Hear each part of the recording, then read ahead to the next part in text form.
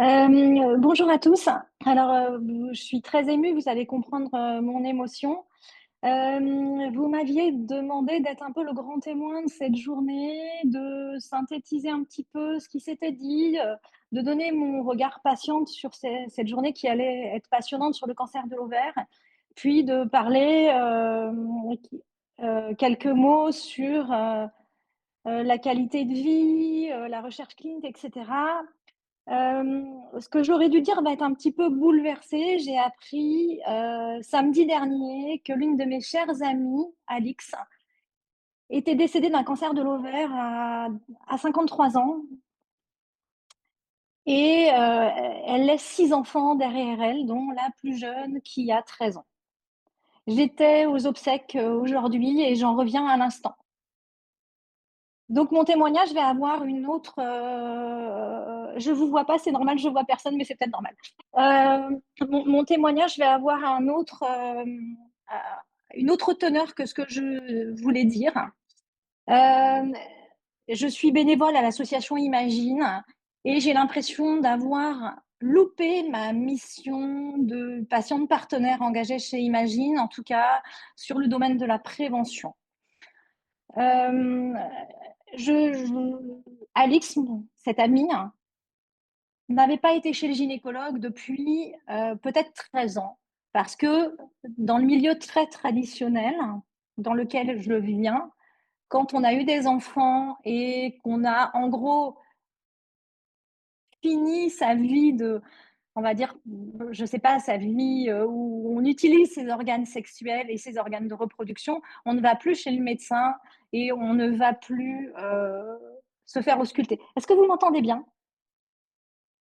Très On bien. vous entend bien, je suis vraiment désolé que vous ne voyez pas, sincèrement, je ne sais pas Non, comment faire vous mieux. inquiétez pas, c'est pas grave. Alors, je vais vous parler avec mon cœur, hein, ça sera pas tout à fait ce On que vous j'avais écoute en prévu. tout cas, attentivement. Voilà. Et donc, on ne va pas chez le gynécologue. Et moi, en tant qu'engagée chez Imagine, malheureusement, je n'étais pas en contact avec elle à ce moment-là et je n'ai pas pu donner notre discours qui dit chez le gynécologue, c'est une fois par an, au minimum, en tout cas. Donc, elle n'avait pas été chez un gynécologue depuis 13 ans. Voilà. Parce que une fois qu'on est ménopausé, on s'en fout. Voilà. Deuxièmement, grâce à Coralie et grâce à nos patientes, on a réussi à faire passer une tribune dans Le Monde dernièrement pour rappeler l'importance des critères de seuil de chirurgie dans le cancer de l'ovaire, qui est ce cancer si technique à opérer. Alix avait été opérée en 2024 dans une clinique que je ne citerai pas, proche de Paris, où visiblement les chirurgiens se sont peut-être dit que ça allait être un cas intéressant parce qu'ils en faisaient peut-être, ils opéraient peut-être un cancer de l'ovaire tous les 3 mois, je ne sais pas. En tout cas, elle a été très très très mal opérée. Pour qu'après les cellules tumorales soient très présentes au niveau du péritoine et un envahissement, je suis assez émue, je suis désolée, et un envahissement assez important du péritoine. Elle a perdu énormément de temps, sans que je sois forcément informée et qu'elle ose m'en parler. Elle a perdu énormément de temps dans cette clinique à 20 minutes en train de Paris. J'ai heureusement réussi à la faire reprendre en charge à l'Institut Curie, où elle a été prise en charge avec une expertise incroyable. Mais malheureusement, on le sait bien, quand une patiente est très mal opérée, euh, elle perd des chances pour la suite. Elle a, elle a, elle, elle a prolongé sur carboplatine. Elle a été platine résistante. L'évolution de son cancer de l'ovaire est mal partie, était de plus en plus importante. Elle a eu un courage de dingue. Un deuxième loupé, c'est que, voilà, dans le milieu dans lequel je viens, Coralie sait très bien ce dont je veux parler. Quand on a une petite particule à son nom, et vous comprendrez, on ne parle surtout pas des cancers et on ne parle certainement pas des cancers de cet endroit-là, des organes, de cette sphère reproductrice. Donc, cette partie où Alix a été malade, on aurait pu en profiter avec ses amis et sa famille pour faire de la prévention. Ça a été un gros loupé. Personne n'en a parlé. Elle a été suivie après, elle a continué d'être suivie merveilleusement à l'Institut Curie avec la fatigue, avec des effets secondaires, avec une perte de poids, une qualité de vie compliquée avec les traitements, etc. On lui a proposé, heureusement, toute l'importance de la recherche clinique, de rentrer dans l'essai MITO 33, qui aurait pu être euh, une chance de vie ou de quelques mois en plus ou peut-être de survie. Malheureusement, elle n'a pas été dans le bras. Elle n'a pas été dans le bras du niraparib. Elle n'a pas été sélectionnée.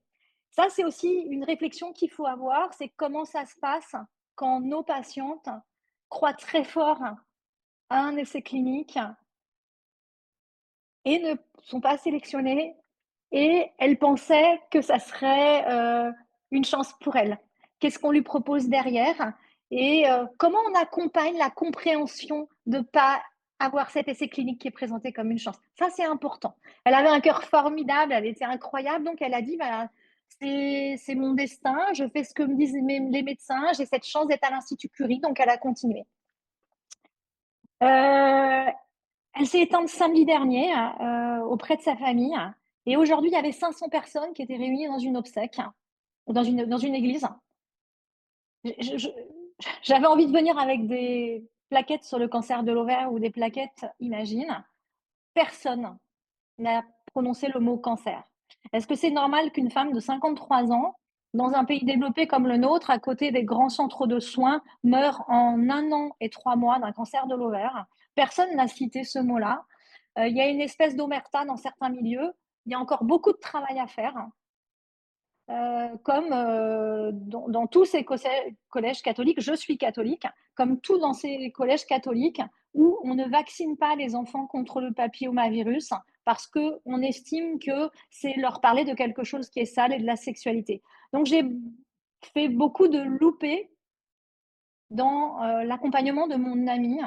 Et vous voyez, j'aurais dû plus fort ouvrir et dire ce que je pensais pour au moins sensibiliser les gens qui étaient là aujourd'hui. Voilà, j'ai terminé mon témoignage. Merci beaucoup pour ce témoignage. Et on est bien désolé non seulement pour votre ami que je ne connaissais pas, mais aussi pour de vous retrouver là comme ça, devoir parler juste après cette épreuve en sortant à peine de cet événement. Personnellement, je crois que il y a pas de loupé en fait. Au contraire, il y aurait eu un loupé. Le loupé, c'est si vous ne vous étiez pas rendu compte de ça ou si vous ne preniez pas conscience justement de l'importance de parler autour de nous. Le, le fait même que ça vous tienne tant à cœur fait que factuellement, vous allez en parler beaucoup plus autour de vous et que vous allez motiver des gens, même ici, à en parler plus autour de nous. Je crois que justement, au contraire de ce qui s'est passé là, on doit tous apprendre et on doit tous communiquer plus. C'est ce qu'on retient. Il y a eu un loupé, j'en suis désolé. Pour votre ami, je pense que vous n'auriez probablement pas pu faire plus à ce moment-là, mais pour ce qui s'est passé aujourd'hui, pour le fait que personne n'ait parlé du cancer, je suis d'accord avec vous. Et effectivement, quand j'y pense à tête froide, en fait, 500 personnes pendant des obsèques, c'est peut-être le moment pour en parler et pour mettre les pieds dans le plat. Mais c'est aussi le moment pour se rendre compte, comme vous dites, et peut-être pour trouver d'autres moyens de communiquer, de parler autour de nous et de parler dans la société. C'est un vrai sujet. Le sujet de la vaccination est un sujet terrible qui, moi, m'horripile au plus haut point, venant d'une culture où là, par contre, on vaccine absolument tout le monde. Au Portugal, 98% des gens sont vaccinés. Absolument. Au collège, il n'y a Ouais. pas de question. On a été parmi les premiers pays à vacciner, donc je ne comprends pas qu'en France, ça ne prenne pas. Et je pense qu'effectivement, c'est à chaud. Votre témoignage est à chaud et très touchant pour ça. Mais justement, je pense que de ce vécu-là, il faut en tirer des observations et comment on peut s'améliorer encore. Coralie? Merci Éléonore, et je sais comme c'est difficile. Et en plus, t'en sors tout juste et comme ça peut te peser et comme ça nous pèse avec toutes celles qu'on a perdues cette année en plus, parce que ça a été une année particulièrement terrible pour Imagine, avec 6 référentes qui nous ont quittés en 10 mois.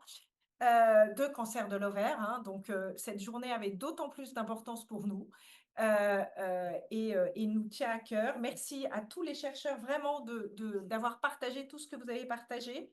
Je crois aussi, comme l'a dit Éléonore, que ce qui va nous sauver, c'est de la parole. Il faut oser en parler. J'ai commencé la présentation de tout ça en parlant des cancers tabous. Ça reste des cancers tabous pour beaucoup. Et pour les autres, c'est des cancers méconnus parce que, comme je l'ai dit, beaucoup de femmes, et comme Éléonore l'a très bien redit, se disent ben, c'est mon ovaire, je suis ménopausée, il ne sert plus à rien. Donc, je ne peux pas avoir de maladie de cet organe qui. C'est ce qu'on entend beaucoup hein, quand on fait des stands dans le grand public. Je me souviens, j'étais dans un Monoprix et je vois une dame d'un certain âge et je lui dis une consultation je l'alpague, une consultation gynécologique tout au long de la vie. Elle me fait oh bien, il y a bien longtemps que ça ne marche plus. Et je lui ai dit, mais c'est là où la maladie peut arriver. Et là, il y a vraiment, comme l'a dit Éléonore, il faut oser en parler parce qu'il faut faire passer ce message. Il faut que les dames puissent dire, et ça, c'est un des combats d'Imagine du premier jour, et avec les premières d'Imagine, dont Rachida, on dit toujours, quand on pourra quitter l'open space en disant, je vais chez le gynéco, comme on dit, je vais chez le dentiste, on aura gagné quelque chose.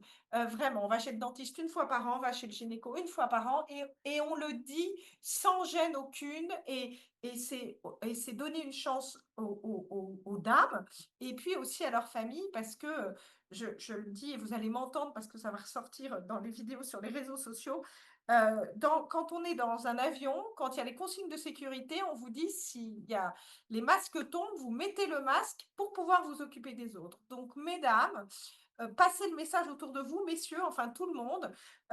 Les dames, à partir d'un certain âge, s'occupent beaucoup des gens autour d'elles, de leurs parents, souvent vieillissants, de leur famille, de plein d'autres personnes qu'elles-mêmes. Et ben, pensez à vous pour pouvoir continuer à vous occuper des autres.